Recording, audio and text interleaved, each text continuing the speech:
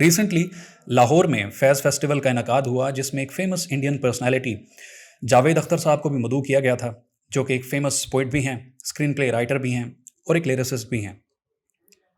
इस सारे इवेंट की जो मेन हाईलाइट रही वो ये थी कि दोनों मेज़बान और मेहमान दोनों ने अपना जो किरदार था, अपना जो रोल था, सही तरीके से नहीं निभाया।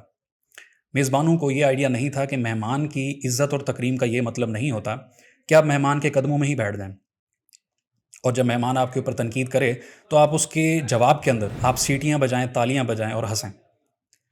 इसी तरह मेहमान का ये हक नहीं बनता कि जब इतनी इज्जत से मेज़बान आपको प्यार दे और इस तकरीम के साथ आपको इनवाइट किया जाए तो आप हर मुमकिन कोशिश करते हैं कि आप किसी भी कंट्रोवर्शियल बात से बचें, किसी भी ऐसी बात से बचें जो कि अगले को हर्ट कर सकती है। लेकिन जावेद अख्तर साहब ने बिल्कुल इसके ऑपोजिट किया। चलें, पहली बात ये कि जब आप इस इवेंट के अंदर चलें, आपसे ये बात हो गई, लेकिन आप इस बात को वहीं पे ख़त्म कर दें नहीं। उन्होंने वापस इंडिया जाकर इस बात को मज़ीद दोहराया और मल्टीपल इंटरव्यूज़ दिए और उसके अंदर अपना एक हीरोइक एस्पेक्ट वहाँ पर पेश किया कि देखें जी, बहुत बड़ी वहाँ पे मैंने काम कर दिया। तो चलें जावेद अख्तर साहब की स्टेटमेंट की तरफ आते हैं। उनकी स्टेटमेंट के अंदर 2 पॉइंट्स थे। पहला पॉइंट जो उन्होंने रखा वो मुंबई अटैक्स के हवाले से था। इसके अंदर उन्होंने कहा कि जो अटैकर्स थे वो पाकिस्तानीज़ थे और पाकिस्तान ने आज तक उन अटैकर्स को सज़ा नहीं दी और आज भी पाकिस्तान के अंदर वो खुलेआम घूम रहे हैं। तो जहाँ तक उन अटैकर्स की बात है जो कि मुंबई अटैक के अंदर मुलविस थे, जो कि डायरेक्ट एग्जीक्यूशनरीज़ थे, तो आज की तारीख तक उन सबको सज़ा मिल चुकी है। लेकिन क्योंकि इंडियंस का ये शिकवा है कि उन तमाम अटैकर्स को जो ताल्लुक था वो जमात-उद-दावा या लश्कर तैयबा से था, जिसके हेड जो हैं वो हाफिज़ सईद हैं, तो डायरेक्टली जो पनिशमेंट है वो हाफिज़ सईद को मिलनी चाहिए, जिसके ऊपर पाकिस्तानी गवर्नमेंट राज़ी नहीं है। क्योंकि फ्रैंकली हमें ये बात माननी पड़ेगी कि पाकिस्तानी गवर्नमेंट और पाकिस्तान की इंटेलिजेंस एजेंसीज़ दोनों ने मिलकर ही लश्कर तैयबा और जमात-उद-दावा का ये जो जिन है उसको बड़ा किया है।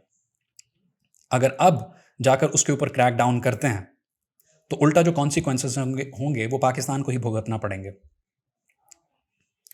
और जबकि हम शिकवों की बात कर ही रहे हैं जो कि इंडियंस को हमसे हैं, पाकिस्तानी से, तो वहीं पर ऑब्वियसली पाकिस्तानीज़ को भी मल्टीपल कंप्लेंट्स हैं जो कि हमें इंडियन से हैं। जैसे कि समझौता एक्सप्रेस के अंदर 68 लोग उस बम ब्लास्ट के अंदर मारे गए थे, जिसके अंदर 43 पाकिस्तानीज़ थे। और जब इसकी इन्वेस्टिगेशन की गई तो उसके अंदर कोई सबूत नहीं मिला और जो अदालतें थी इंडियन, उन लोगों ने जो मुल्ज़मान थे उनको बरी कर दिया था। इसके बाद मोदी साहब ने ऑन रिकॉर्ड बांग्लादेश के अंदर जाकर ये एडमिट किया कि फॉल ऑफ ढाका के अंदर इंडियंस का रोल था।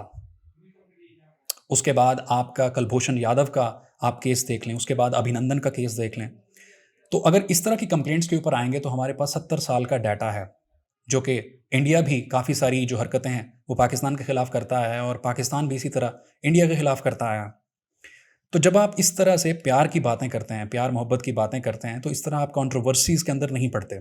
जब आप ऐसा गेस्ट आए हुए हैं तो आपको पता है, आप पढ़े लिखे इंसान हैं, आपको पता है कि किस तरीके से हिस्ट्री जो है हम दोनों कंट्रीज़ के अंदर इस तरह से आगे बढ़ती आई है।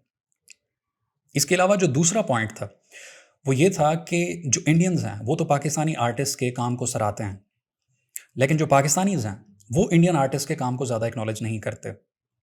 और उसके अंदर उन्होंने एग्जाम्पल दी कि इंडिया के अंदर तो नूरजहाँ और नुसरत फ़तेह अली खान को इनवाइट किया गया और उनके काफ़ी सारे कॉन्सर्ट्स हुए, लेकिन पाकिस्तान के अंदर लता मंगेशकर का कोई कॉन्सर्ट नहीं हुआ, जो कि एक कड़वी बात है लेकिन सच्ची है। ये पाकिस्तानी इसको रियलाइज़ करना पड़ेगा, हमें ये बात कंसीड करनी पड़ेगी कि हम तो अपने हीरोज़ को एक्नॉलेज नहीं करते, गैरों के हीरोज़ को क्या ही एक्नॉलेज करेंगे। आप डॉक्टर अब्दुल कदीर खान की एग्जाम्पल ले लें, डॉक्टर अब्दुल सलाम की एग्जाम्पल ले लें, अब्दुल सत्तार ईधी की एग्जाम्पल ले लें, तो हम लोगों ने तो अपनों को एक्नॉलेज नहीं किया, तो गैर तो बहुत दूर की बात है। इसके अलावा एक और जो बड़ा कन्फ्यूजन है एज अ नेशन पाकिस्तानीज़ के अंदर वो ये है कि हम लोग आर्टिस्ट को इस वजह से भी एक्नॉलेज नहीं करते कि आज तक हम कंफ्यूज्ड हैं कि इस्लाम आया म्यूज़िक और जो एक्टिंग वगैरह होती है उसको हलाल समझती है या हराम समझती है, जिसकी वजह से आज तक स्टेट लेवल के ऊपर जो पाकिस्तानी गवर्नमेंट है उसने म्यूज़िक और जो आर्ट्स होते हैं उनको एक्नॉलेज नहीं किया। ये तो अब जाकर रिसेंटली हमने हमें ये देखने को मिला है कि जो एक्टर्स हैं, जो म्यूजिशियंस हैं, उनको अब तमगे दिए जा रहे हैं, उनके काम को सराहा जा रहा है, एक्नॉलेज किया जा रहा है, लेकिन पहले ये नहीं होता था। इसके अलावा एक दूसरी कन्फ्यूजन भी है एज अ नेशन हमारे अंदर, जो कि पहली इस रीज़न की वजह से इवॉल्व करती है। वो ये है कि हमें जो चलें बाकी जो मुसलमान होंगे, मुसलमान आर्टिस्ट होंगे, उनको तो हम ग्लैमराइज़ करेंगे, उनको एक्नॉलेज भी करेंगे, उनके काम को सराहेंगे, दाद देंगे। लेकिन क्या इस्लाम हमें ये इजाज़त देता है कि जो नॉन मुस्लिम आर्टिस्ट है, उसके काम को ग्लैमराइज़ करें, उसके काम को सराहें? ये दूसरी कन्फ्यूजन है जो कि एज़ अ नेशन हमारे अंदर अभी तक मौजूद है, और जो मौलवी साहिबान हैं, हमारे जो उलमा कराम हैं, वो आज तक इस बात को सही तरीके से डिफ़ाइन नहीं कर पाए। वहीं पर आपको एक कैटेगरी मिल जाती है जो कि कहते हैं कि जो म्यूज़िक है वो हलाल है, वहीं पर दूसरी कैटेगरी आपको मिलती है कि म्यूज़िक जो है वो बिल्कुल हराम है। तो क्योंकि म्यूज़िक इंडस्ट्री आज की जो एक ग्लोबल लेवल के ऊपर एक मैसिव इंडस्ट्री है, और बहुत सारा पैसा जनरेट करती है, और बहुत सारे लोग जो हैं, हमारी जो सेलिब्रिटी क्लास है वो इससे जुड़ी है। तो ये आज का बहुत बड़ा सच है, जिसका आज तक हम लोगों को जवाब अभी तक एज़ पाकिस्तानीज़ अभी तक नहीं मिल पाया, जिसकी वजह से आज भी हम कन्फ्यूज़्ड हैं कि जो म्यूज़िक और आर्ट है, उसकी हमें रिस्पेक्ट करनी चाहिए, उसको एक्नॉलेज करना चाहिए या नहीं करना चाहिए। Thank you very much.